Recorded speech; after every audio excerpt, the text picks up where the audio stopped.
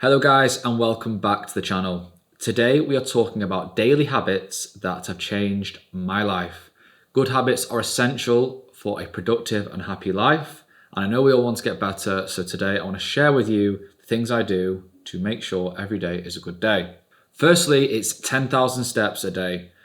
When COVID started, I made a conscious effort to go out and get my steps in. Not only did it give me a clear headspace, I could spend time listening to podcasts, audiobooks, and generally just feeling better about myself in a time where we were very much constrained to our own homes and staying indoors.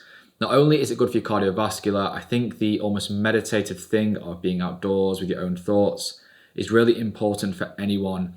No good idea ever came scrolling on your phone. I think everyone should spend some time every day with their own thoughts, outside, and just enjoying nature. I know not everyone can get 10,000 steps in their schedule, but what I do is always think, right, where am I going today? Can I walk there? And if the answer is yes, always making sure I do so.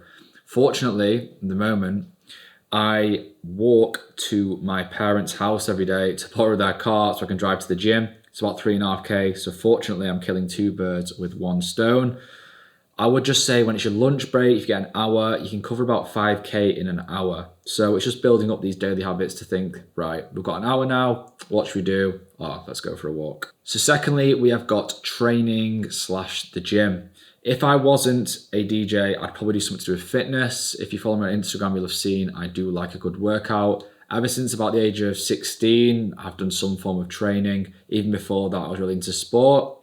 Every day around 8 a.m, I will go to my local gym and get a really good workout in, only for about an hour or so. But honestly, if I don't train, I notice a really, really negative effect on my mental health, my well-being. I just feel like sluggish and all that. I think the key to training is finding something you enjoy. If you've never trained before, there's plenty of information on the internet. I do work with my good friend Joe Walker / BYB Coaching. He's got many online plans, things like that. So if you're actually interested in getting started, message him. I'll put the link below. And even if you're training already and you really want to get stronger, fitter, leaner, I would get in touch with him, honestly. And when you follow a plan, it makes things much easier. I know a lot of people go to the gym, but they don't really follow anything. And you just go around in circles and don't really get any stronger, don't look any better, and things like that. So I've really found following a plan and sticking to a routine with training has made me feel much better about it. And I have honestly been very consistent this year. And if you've got a full-time job, I personally would go in the morning. I'm a morning person, but I mean, if you're starting work at 6 or 7, the evening is the best way. But if you don't enjoy the gym, I would say maybe yoga. I did yoga for a long time. Maybe a combat sport, running, football. Just do something you enjoy, and I can guarantee it will pay dividends to the rest of your life. So my third daily habit is learning. Learning in the form of reading and listening. So typically books or podcasts and audiobooks. Everything I'm talking about now, everything I talk about with Syntho, everything I do with the other courses that amplify your audience, it's all been learned from reading, from listening, and just working to try and improve myself. The way I incorporate this into my everyday living is when I'm doing the walk, like I mentioned earlier, I will listen to a podcast or listen to an audiobook. So two birds, one stone again. I have found myself getting more curious and just more inquisitive about different topics as I keep going down this rabbit hole of knowledge and wisdom.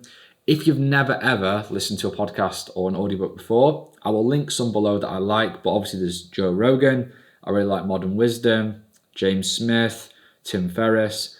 There's a whole bunch of different people doing great things in this space. Also my podcast, listen to their podcast. But for audiobooks, find something you enjoy. If you like football, might listen to an autobiography from Wayne Rooney or David Beckham. If you're into music, I really, really enjoy listening to, like sports people, or I listened to Dave Grohl's audiobook recently, and super interesting. You almost hear their story and then the things I've learned in one. So you can read a lot of self-help books, but they're very much just A, B, C, and there's not much practical comparison or examples in them. Whereas if you listen to autobiographies or read biographies, etc., you get real world examples from real people who have done it. And I found this much more engaging, and It's really interesting. I find myself telling people constantly, like, read this book, read that book, and it's often been when it's from someone famous who's done it, read it, and got the medal. So my next habit is another one that was born in lockdown, and that's turning my phone off at 8 p.m. I am addicted to my phone, and so are you. If you're watching this and you think you're not, you definitely are. I'm very conscious of my phone usage. However, I'm just stuck because I get so much returns from my businesses through DJing, Syntho, the YouTube channel, etc. There's always something waiting for me inside that phone that's going to give me a dopamine hit, whether it be new followers, likes, new signups, new gigs. There is always something. So I've had to really try and put some boundaries in place to stop myself going on my phone at night. Simplest way, I just turn it off at 8 p.m. No questions asked. My phone goes off at 8. You can't WhatsApp me. You cannot message me. You cannot do anything to get my attention. I've really noticed my sleep improves a lot, my general mental health. It's not healthy to be, checking your followers, watching other people's stuff late at night. And if you're watching this as a business owner or a growing artist, these things are important, followers, likes, because they contribute towards either sales or, future gigs. These are metrics which matter. And you are going to look at them at night if you are on this conquest for stardom. It's human nature. So 8 p.m, my phone is off. And the next habit is I do not have my phone in my room. So I charge my phone in the kitchen. So it's far away from my reach, which if you want to pick up a habit, the best thing to do is either, if it's a bad habit, increase the friction. So it's hard for you to do. Say it was you wanted to go on a diet and you didn't want to eat chocolate, just don't buy any chocolate in your house to begin with. If there is Cadbury's and dairy milk in your cupboard, then you've kind of set yourself up for failure. So if I don't want to go on my phone, I charge it in the kitchen, and then I have to go out of my way to then go on it. And it also means in the morning, I'm laying in bed, the first thing I do is not go on my phone. It either makes me get out of bed because I want to check my phone, and I know a lot of people struggle to get out of bed in the morning.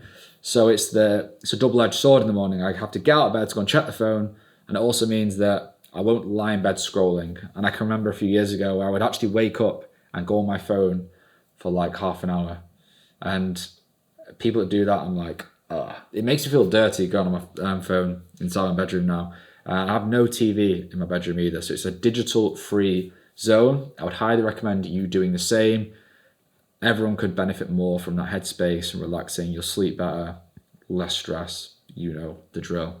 So it's not all bad with the phones. The last habit is something which I am actually proud of. I post on social media every day.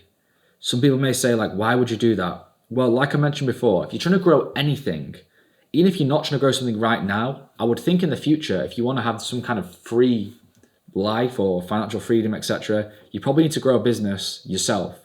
And in the 21st century, the best way to market yourself online or market your business is through social media.